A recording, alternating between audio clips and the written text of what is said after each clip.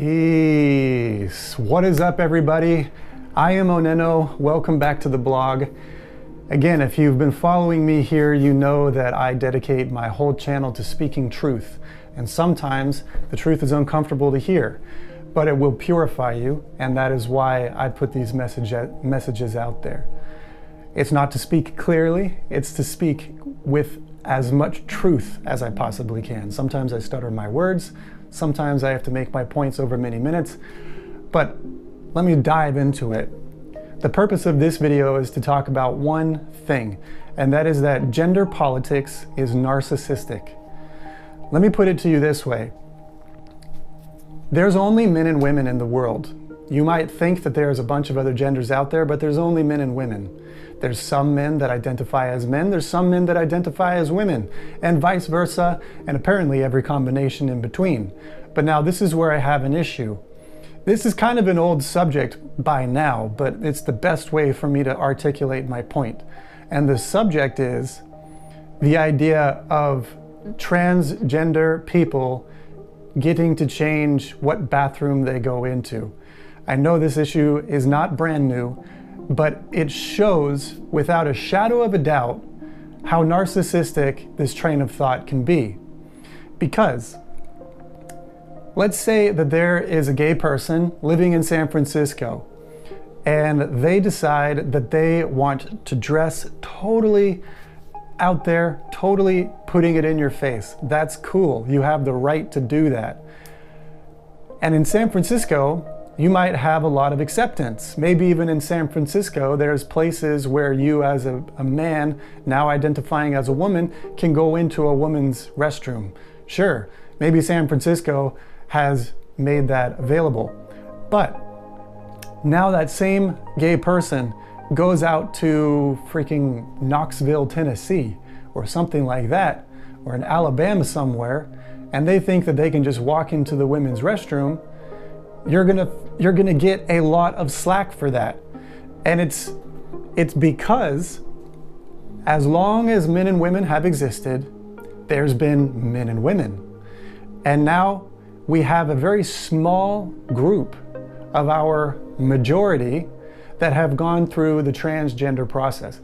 Now, first of all, not every transgender is even concerned with this issue that I'm putting forward. Not every transgender even cares about this bathroom politics bullshit. But there's now, okay, so we have the majority, then you have, which is everybody, men and women, and then you have the transgender community, and then you have the social justice warrior political movement. And this small group of people is so narcissistic that what they think they're doing by changing the bathroom politics is bringing equality and peace. No, you are bringing your own, you're saying that your individual needs are more necessary than what everybody else is doing. So what this small percentage is trying to do is trying to make every single person in the entire country bend to their will. Now, when does that ever happen in America? It doesn't.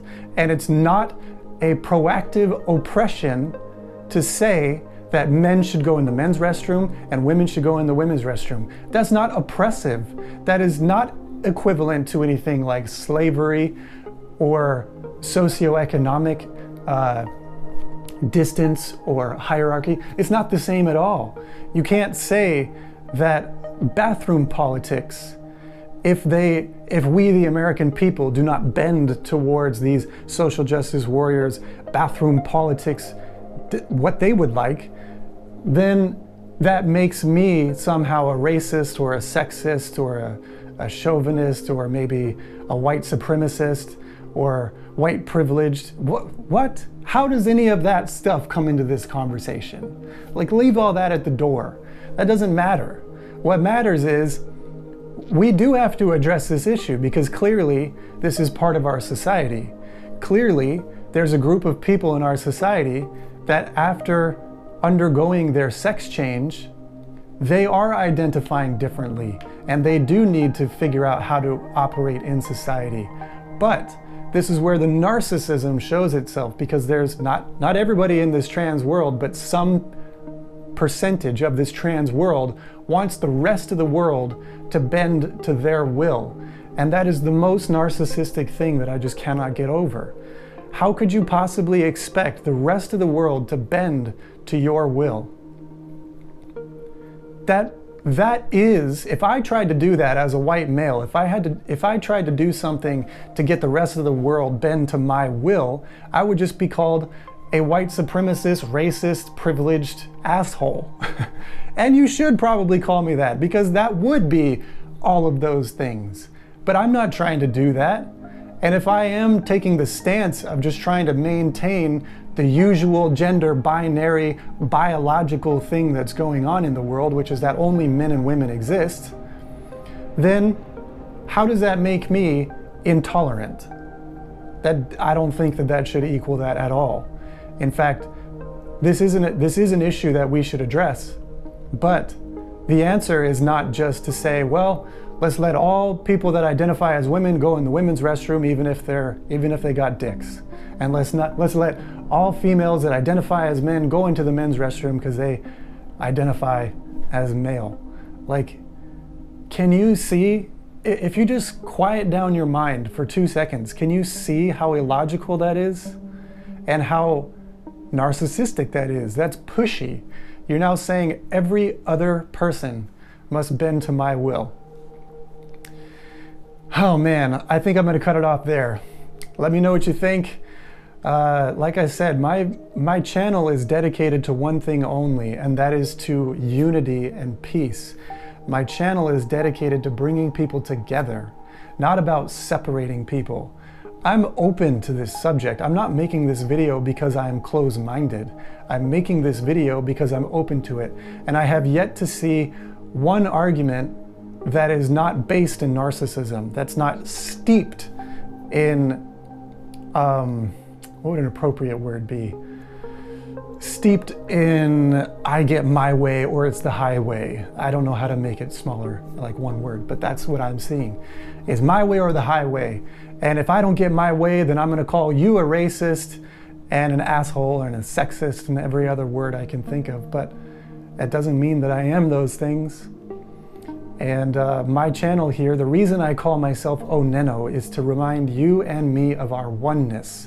The word OnenO is a palindrome on the number 1. It's spelled O-N-E-N-O.